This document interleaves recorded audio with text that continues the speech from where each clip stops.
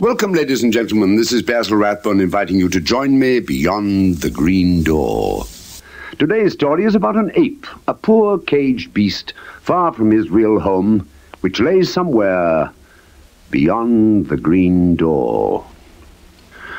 Tyner should have expected trouble, but he was too wrapped up in his experiments on animal intelligence. The beasts he used were chimpanzees, monkeys, a baboon, and an ape.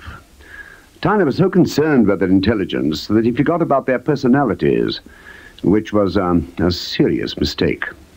His monkeys were cheerful and lively, the baboon had a gloomy dignity, and the chimpanzee was very nervous. But the ape clearly had a murderous disposition, which he tried to conceal under a show of childishness.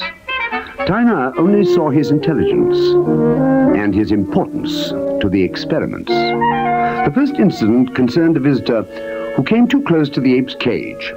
A hairy black hand seized him and pulled him towards the bars. Tyner managed to break the grip with a chair. The visitor suffered a broken arm, but Tyner said that the ape really had meant no harm, and the ape's subsequent behavior seemed to prove that.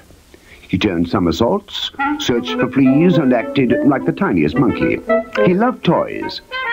If you gave him one, he would poke and probe at it. To obtain a better grip, the ape usually put the toy in his mouth, thus leaving both hands free. Who could suspect such a clever beast of homicidal urges? One afternoon, a month later, Tyner had fallen asleep on a couch. It was time to water the animals, but Tyner's wife didn't want to waken her exhausted husband, so she did the job herself.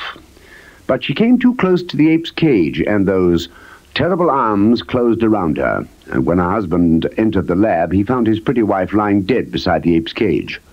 She had been strangled, and she wasn't pretty anymore.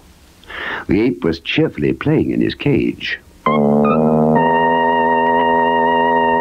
Tyner must have gone mad at that moment. He stood very still, watching the ape hold a toy in its mouth. Then Tyner hurried upstairs and came back with a revolver. But he didn't fire. He had conceived a more terrible revenge than that. Tyner fed the animals as though nothing had happened. Then he took out the toy box. Seeing this, the ape jumped up and down with excitement. Tyner gave him the toy to demonstrate his affection. Then, grinning amiably, he gave his revolver to the ape and stood back with insane cheerfulness to watch the beast put this new toy in its mouth and bring about its own destruction. The judge is still undecided about the case. There are only a few laws which govern the conduct between man and beast, and there is always the question of extenuating circumstances. The judge must ask himself why Tyner had been so blind in the first place. But an even more important question is, why on that one day did the ape not put the gun in his mouth, but instead pointed it at Tyner and fired until the man was dead? Was it an accident? Or should we revise our ideas about the intelligence of animals? And finally, can other such incidents occur between man and beast? Are they happening now? We must find the answer, since a dog, for example, is every bit as clever as an ape.